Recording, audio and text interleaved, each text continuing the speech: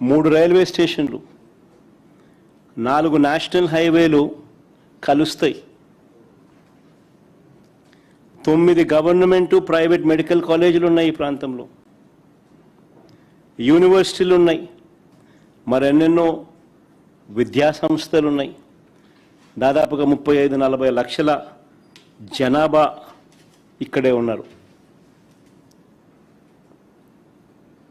అదే అమరావతి అయితే అంత జీరో నుంచి మొదలు పెట్టాల్సి ఉంటుంది అని చెప్పాం.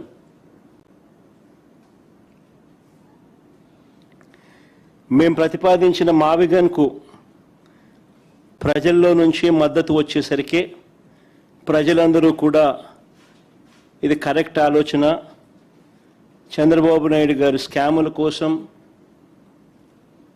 రాష్ట్రాన్ని ఇబ్బందుల పాలు చేయడం ధర్మం కాదు అని చెప్పి ప్రజలందరూ కూడా మేము ప్రతిపాదించిన మావిగన్కు మద్దతు పలుకుతుంటే సమాధానాలు చెప్పలేక, తట్టుకోలేక ఆక్రోశంతో చంద్రబాబు నాయుడు గారు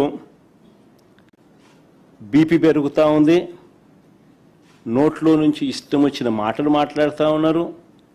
ఆయనే కాకుండా ఆయన మంత్రుల చేత కూడా అబద్ధాలతో బూతులు తిట్టిస్తూ ఉన్నాడు. ఇప్పటికే దాదాపుగా 1200 కోట్లతో నిర్మించిన అసెంబ్లీ, సెక్రటేరియట్, హైకోర్టు ఇవన్నీ ఉన్నాయి. ఇప్పటికే దాదాపుగా 1200 కోట్ల రూపాయలతో నిర్మించిన అసెంబ్లీ, సెక్రటేరియట్, హైకోర్టు ఇవన్నీ ఉన్నాయి. ఇవి పక్కన పెట్టి మళ్ళీ వాటి పేరుతోనే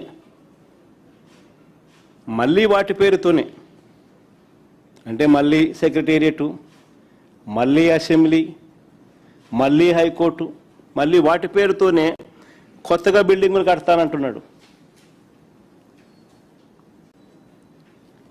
పర్మనెంట్ సెక్రటేరియట్ అని కొత్త నామకరణం చేసి నిర్మిస్తున్న 5 బిల్డింగులలో చంద్రబాబు గారు చేస్తా ఉన్న దోపిడీ చూస్తే రాష్ట్ర ప్రజలంతా నివ్వరబోతారు.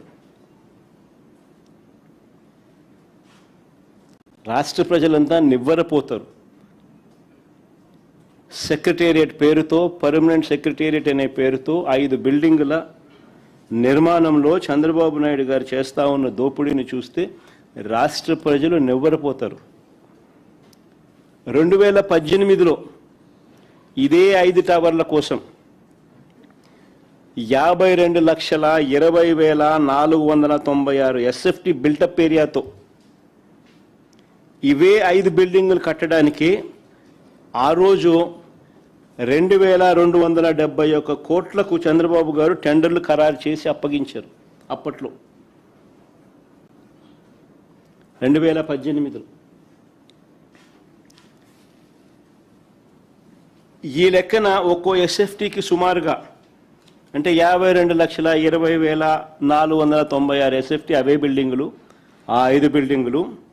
వాటికి అప్పట్లో టెండర్లు ఆయన ఖరారు చేసింది 2,271 కోట్ల రూపాయలతో టెండర్లు ఖరారు చేశారు.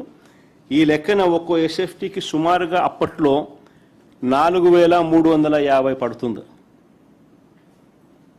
2018 రేట్ల ప్రకారం అప్పటికి అది ఎక్కువ.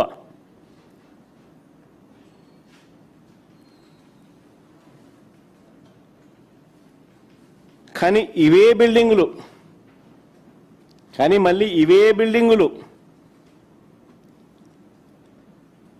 గతంలో వర్కులు ఎవరికైతే ఇచ్చినారో ఆ టెండర్లను క్యాన్సిల్ చేసి మళ్ళీ కొత్త టెండర్లను మళ్ళీ పిలిచి, ఆశ్చర్యం ఏమిటంటే గతంలో ఉన్న వాళ్ళే మళ్ళీ కాంట్రాక్టర్లు.